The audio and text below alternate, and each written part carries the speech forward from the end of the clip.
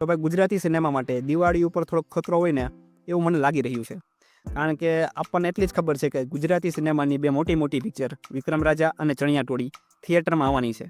પણ ભાઈ ધીરજ રાખો ભાઈ, કારણ કે હમણાં જ એટલે કે કાલે હું રેકોર્ડ કરી રહ્યું છું ત્યારે થામા પિક્ચર કે જે બોલિવૂડનું મોસ્ટ અવેટેડ પિક્ચર છે એનું ટ્રેલર લોન્ચ કરી દેવામાં આવ્યું છે. અને તમને ખબર જ હશે કે થામા છે એ સ્ત્રી યુનિવર્સનો એક પાર્ટ છે. આ પિક્ચરની ઓલરેડી હાઈપ હતી જ, અને ટ્રેલર જોઈને તો ભાઈ આ પિક્ચરની હાઈપ ડબલ નહીં 10 ગણી વધી ગઈ છે. એટલું જોરદાર ટ્રેલર બનાવ્યું છે. તો શું આ બોલિવૂડની પિક્ચરની આપણે ગુજરાતી સિનેમાની કમાણી ઉપર અસર પડશે કે નહીં, આવો થોડીક વાત કરી લઈએ. તો દોસ્તો વાત એમ છે કે દિવાળી ઉપર એક ત્રણ મોટી મોટી પિક્ચર રિલીઝ થવાની છે. પહેલી છે ચણિયા ટોળી, બીજી છે વિક્રમ રાજા અને ત્રીજી છે થામા પિક્ચર. હવે મારું કહેવાનું એમ છે દોસ્તો કે ભલે આપણે ગુજરાતી સિનેમાને સપોર્ટ કરીએ, ગમે કરીએ, બધું કરશું આપણે, બરાબર છે, પણ જે હાઈપ થામા પિક્ચરની મળવાની છે, જે લેવલ થામા પિક્ચરનું ઓલરેડી સેટ છે ને, એને ટક્કર આપવા માટે છે ને આપણી ગુજરાતીની બે પિક્ચરે પૂરેપૂરી મહેનત કરવી પડશે. પહેલી વસ્તુ સારી પિક્ચર તો બનાવવી જ પડશે. બીજી વસ્તુ એની સામું ટક્કર આપવા માટે પબ્લિકનો સપોર્ટ પણ જોશે. જરી કે જો પિક્ચર આડાવડી થઈ, જરી કે પિક્ચર જો એમ થયું કે નહીં મજા નથી આવતી, તો મોટા ભાગનો વર્ગ થામા પિક્ચર તરફ વળી શકે છે. અને અમુક જ લોકો એવા છે કે જે તેને પિક્ચરમાંથી તેને પિક્ચર જોવા જાય અથવા તો બે પિક્ચર જોવા જાય. મોટા ભાગનો વર્ગ એવો જ છે કે ફક્ત ને ફક્ત એક જ પિક્ચર જોશે.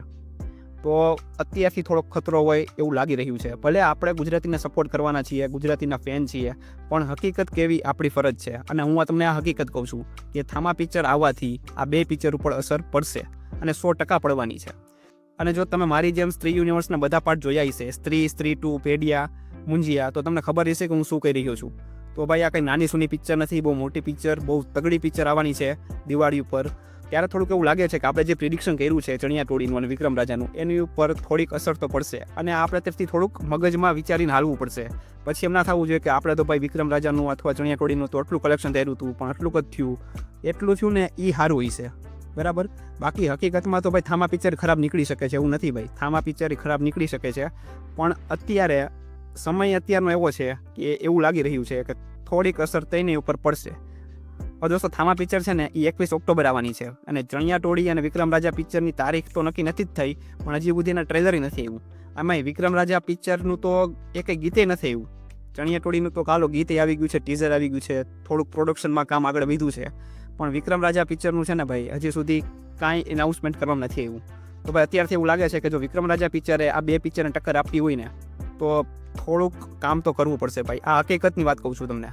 તમે મારી વાતથી કેટલા સહેમત છો ને મને કોમેન્ટ કરીને કહેજો. બાકી આપણે ફૂલ સપોર્ટ કરવાના છીએ ગુજરાતી સિનેમાને. ગુજરાતી સિનેમા બને ત્યાં સુધી આ આવી પરિસ્થિતિમાં આગળ વધે ને એવી જ આપણે ટ્રાય કરશું. બાકી હવે આગળ છે ને બધી સમયની વાત છે. સમય આવશે ત્યારે પણ હજી ખબર પડી જશે. તો દોસ્તો તમને શું લાગે છે કે દિવાળી ઉપર કઈ પિક્ચર બાજી મારશે એ મને કોમેન્ટ કરીને કહેજો. અને આવા નવા ક્વોલિટી કન્ટેન્ટ જોવા માટે મારી ચેનલને સબસ્ક્રાઈબ કરી લેજો. Love you, take care, bye bye.